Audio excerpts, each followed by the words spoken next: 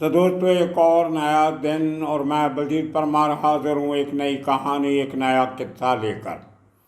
कल हमने बात की थी लॉरेंस बिश्नोई की कि कैसे वो आहिस्ता आहिस्ता अपने आप को एक नए रंग में ढाल रहा है, जो रंग एक देशभक्त गैंगस्टर का होता है। मैंने कल बात की थी, आपने शायद ध्यान से नहीं सुना, कि छोटा राजन जैसे गैंगस्टर अपने आप को देशभक्त सिद्ध करने के लिए पाकिस्तान में अपने आदमियों को भेज के दाऊद पे हमला करवाने की कोशिश कर रहे थे, लेकिन कामयाब नहीं हुए। उसी तरह हमने ये बात की थी कि नेपाल में वहाँ के मेंबर पार्लियामेंट मिर्ज़ा दिलशाद बेग के मर्डर में छोटा राजन के लोग शामिल थे, बबलू श्रीवास्तव के लोग शामिल थे और हमारी एजेंसीज के लोग पूरा काम सुपरवाइज कर रहे थे।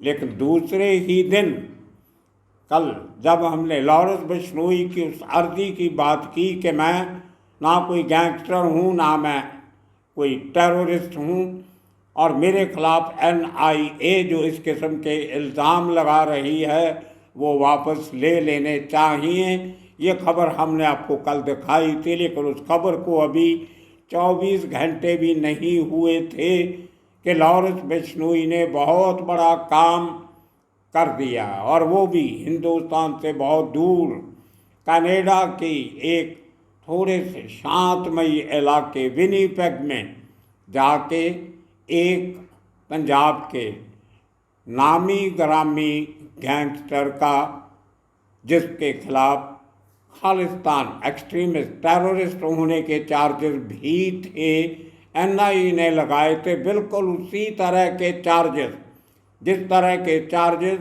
लॉरेंस बिश्नोई पे लगे हैं। उस आदमी का कनाडा के समय के मुताबिक आधी रात को विनीपेग कनाडा में उस शख्स को कत्ल कर दिया जाता है, गोलियों से भून दिया जाता है। और आज सुबह दिन में लॉरेंस बिश्नोई फेसबुक पे पोस्ट डाल के क्लेम करता है कि ये काम मैंने करवाया है। हम अपने दुश्मनों को नहीं छोड़ेंगे, वो दुश्मन भले दुनिया में कहीं भी बैठे हों, कहीं भी रह रहे हों। अब आपको बताते हैं कि लॉरेंस बिश्नोई को इस कनाडा में हुए मर्डर की जिम्मेदारी क्यों लेनी पड़ी या क्यों ली, और लॉरेंस बिश्नोई ने उस शख्स का कनाडा में मर्डर क्यों करवाया। बहुत बड़ी वारदात है। मरने वाले शख्स का नाम है सुखदूल सिंह दुनीके।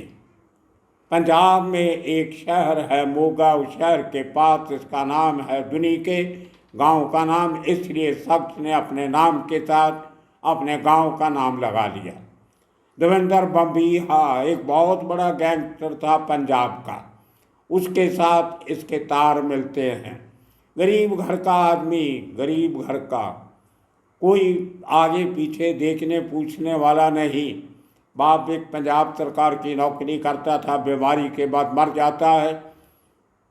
तरस खा के कंपेशनेट ग्राउंड पे पंजाब सरकार इस सुखदूल सिंह, जिसको छोटा नाम सुक्खा कहा जाता है, सुक्खा दुनीके, इसको पियोन की नौकरी, चपड़ासी की नौकरी दे देती है डिप्टी कमिश्नर के ऑफिस में पिता की मौत के बाद। और ये आदमी वहाँ से थोड़े दिन काम करते करते थोड़े साल के बाद ड्रग के नशे में पड़ के, जो पंजाब की बदकिस्मती तब से चली आज तक चल रही है, चिट्टा उड़ता पंजाब उसका शिकार हो गया, नशा करने लगा और आहिस्ता आहिस्ता गैंगस्टरों से दोस्ती होगी और देवेंद्र बम्बीहा गैंग से मिल गया। और तब से उस आदमी की ज़िंदगी की शुरुआत होती है क्राइम की ज़िंदगी की, और 7-8 बड़े कारनामे कर देता है देवेंद्र बम्बीहा के साथ मिलके।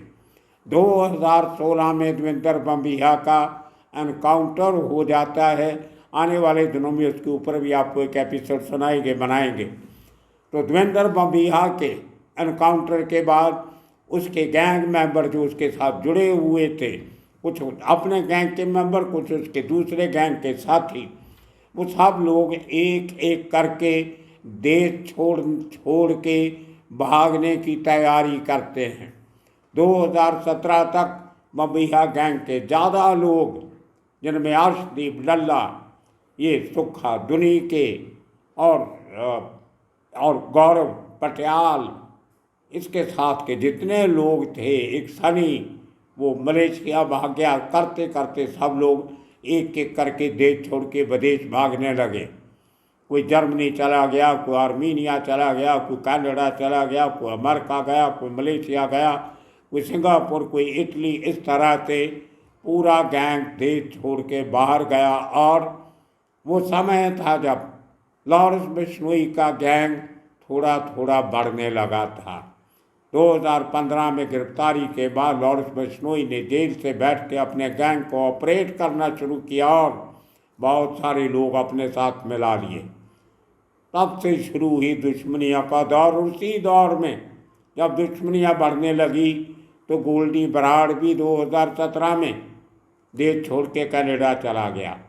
उसके साथ लंडा हरी के बहुत बड़ा नाम है आजकल पंजाब के गैंगस्टरों में, वो भी देश छोड़ के 2017 में चला जाता है।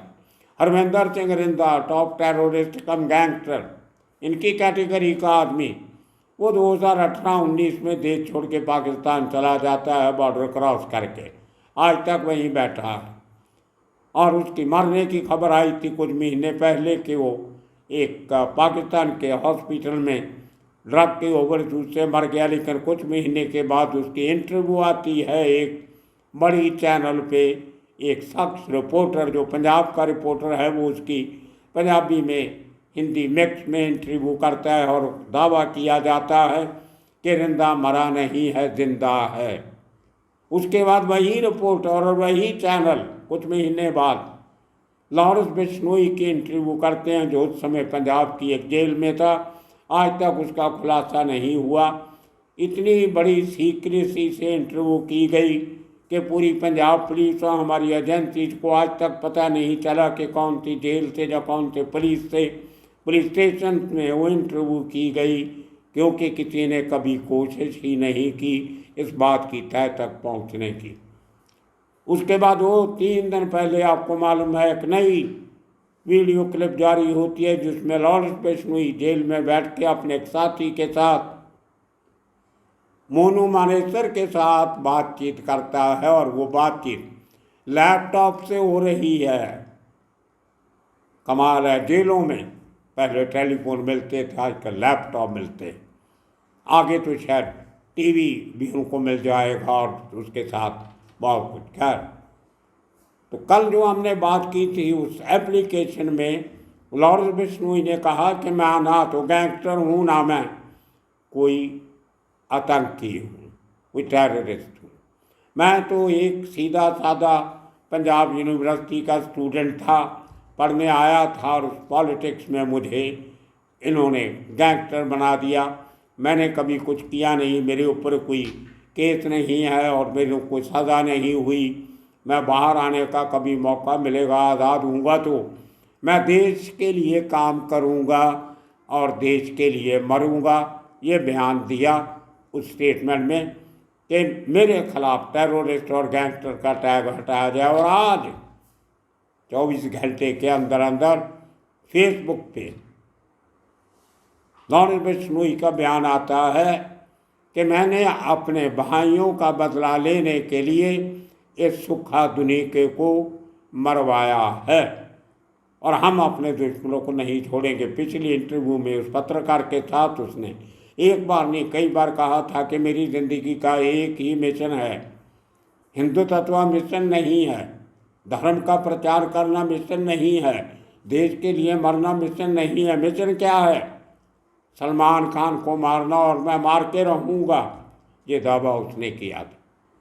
ये सब बातें ऑन रिकॉर्ड हैं, कैमरा पे हैं, हम नहीं कह रहे, कैमरा गवाह है और सब पब्लिक डोमेन में ये सब इंटरव्यूज़ हैं। अब बड़ा काम इसको मैं इसलिए कहता हूँ कि मरने वाला सुखा दुनी के कोई आम आदमी नहीं था। जैसे हर बड़े अंडरवर्ल्ड में बड़े छोटे लोग होते हैं, उनमें बड़े लोगों का बड़ा रुतबा होता है, छोटे लोग उनके कारिंदे होते हैं, उसी तरह सुक्खा दुनी के आज के दिन में एक बड़ा नाम था। एक कैटेगरी का डिक्लेयर्ड गैंगस्टर था पंजाब की तरफ से, 15 लाख का उसके ऊपर NIA का रिवार्ड था।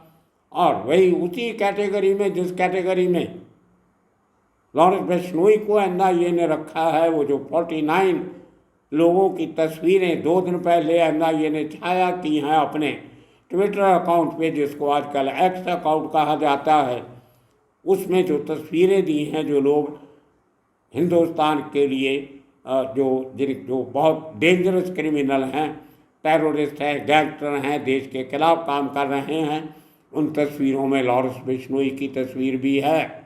और उन्हीं 49 लोगों में इस सुक्खा दुनीके की तस्वीर भी है। उसमें हर लड्डा हरीके की तस्वीर है, गोल्डी बराड़ की है, गौरव पटियाल की है, अर्शदीप डल्ला की है, और इसी तरह हरियाणा के, उत्तर प्रदेश के, महाराष्ट्र के कई राज्यों के लोगों की तस्वीरें। तो इस लिस्ट में तस्वीरों में आने के बाद और NIA की चार्जशीट में जो डिफरेंट केसेस में जो उन्होंने अपनी रिपोर्ट्स दी हैं, उनमें जब लॉरेंस बिश्नोई को टेररिस्ट का और गैंगस्टर का टैग दिया गया, उसको अच्छा नहीं लगा। उसकी जवाब कल NIA ने कोर्ट में देना है 22 तारीख को। अगर हमें समय पर वो ऑर्डर आता है तो आपको कल जरूर सुनाएंगे, आपसे वादा किया था। लेकिन लॉरेंस बिश्नोई ने सुक्खा दुनीके को क्यों मारा, ये बहुत इंटरेस्टिंग कहानी है। सुक्खा दुनीके वो शख्स है, वो गैंगस्टर है, वो बदमाश है जिसने लॉरेंस बिश्नोई के गुरु विक्की मिंडू खेड़ा को 2021 के नवंबर में चंडीगढ़ के एक मार्केट प्लेस के पास पार्किंग लॉट में मारा था। 6 आदमी 2 डिफरेंट कारों में आते हैं, 3 आदमी अपनी गाड़ी से निकल के विक्की मिंडू खेड़ा पे फायरिंग करते हैं। वो भाग के अपनी कार में जाता है, लेकिन अपना वेपन निकालने का मौका नहीं मिलता और उसको गोलियों से ढेर कर दिया जाता है।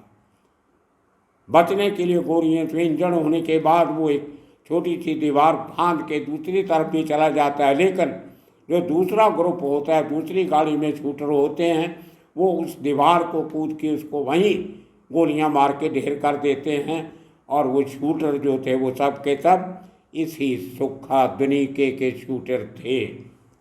और ये वही सुक्खा दुनीके है जिसने लॉरेंस बिश्नोई के खास राइट लेफ्ट जो भी उसको कहो, गोल्डी बराड़, उसके कज़न भाई, चचेरा भाई, उसको मारा था, गोलियों से भूना था। वो उसको मारने वाला भी यही सुक्खा दुनीके था। और उसके बाद बहुत चर्चित केस पंजाब का आप सब ने सुना होगा, बहुत हरमन प्यारा, खूबसूरत, लंबा चौड़ा जवान कबड्डी प्लेयर, हिंदुस्तान का नाम रोशन करने वाला इंटरनेशनल लेवल का खिलाड़ी संदीप नंगल अंबिया, उसका मर्डर पिछले साल अप्रैल में हुआ, पता नहीं मार्च में, जालंधर के पास, नकोदर के पास बलियाँ गांव में कबड्डी टूर्नामेंट के दौरान जहां हज़ारों लोग खड़े मैच देख रहे थे, नंगल अंबिया को ऑडियंस से बुला के बाहर, मैदान के बाहर गोलियों से मार दिया गया। वो वही शूटर थे जिन शूटरों ने लॉरेंस बिश्नोई के गुरु, जिसने इसको पॉलिटिक्स में लाया, इसको ये आज के दिन में जो भी लॉरेंस बिश्नोई है वो मेहरबानी है तो पूरी विक्की मिंडू खेड़ा की है। उसने इसको अपने चरणों में रखा, उंगली पकड़ के इसको चलना सिखाया। तो उस गुरु के मर्डर में जिन लोग इन्वॉल्व थे, उन्हीं लोगों ने उस हरमन प्यारे कबड्डी प्लेयर को मारा था जिसने कभी किसी का कुछ बिगाड़ा नहीं था, ना वो गैंगस्टर था, ना किसी के साथ था, किसी गैंग से कोई लेना देना नहीं था, लेकिन इन लोगों ने उसे भी मार डाला। कारण कुछ है, अभी तक उस केस की कोई बराबर ना इन्वेस्टिगेशन हुई, ना उसकी कोई रिपोर्ट आई है।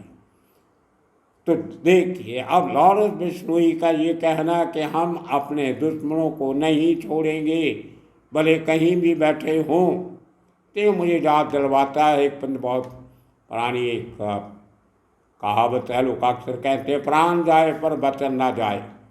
और आज जब लॉरेंस बिश्नोई ने जय श्री राम का रास्ता पकड़ ही लिया है तो अब ठीक है, उसकी जान चली भी जाए, लेकिन जो वचन उसने लिए हैं, उसने जो कसम खाई थी कि मैं उन लोगों को नहीं छोड़ूंगा जिन्होंने मेरे गुरु को मारा है, जिन्होंने मेरे भाई गोल्डी बराड़ के भाई गुरलाल बराड़ को मारा है, उनसे बदला लूँगा आज नहीं तो कल। और उसने लिया। अब इसके बाद भी अगर लॉरेंस बिश्नोई कहता है कि मैं ना गैंगस्टर हूँ ना टेररिस्ट हूँ, मैं तो सीधा साधा आदमी हूँ, जय भारत करने वाला हूँ, जय हिंद कहने वाला हूँ, मैं तो जय श्री राम कहने वाला हूँ, मैं तो भगत हूँ, धर्म का काम करता हूँ, देशभक्त हूँ, देश के लिए जान दे दूंगा। और देश के लिए जो लोग हमारी एजेंसीज को वांटेड थे उनको ख़त्म करने की जिम्मेदारी अब लॉरेंस बिश्नोई ने ले ली है। बिल्कुल उसी तरह जितने एक ज़माने में छोटा राजन और बबलू श्रीवास्तव ने ली थी। तो दोस्तों, ये काम इस देश में चलता रहेगा, लेकिन लॉरेंस बिश्नोई ने अपना एक मुकाम जो आज के दिन में अंडरवर्ल्ड में बनाया है, कल का इतिहास जब कभी लिखा जाए तब जाएगा तो उसने मौजूदा पुलिस सिस्टम और हमारी एजेंसीज के रोल को हमेशा सुनहरी अक्षरों में लिखा जाएगा।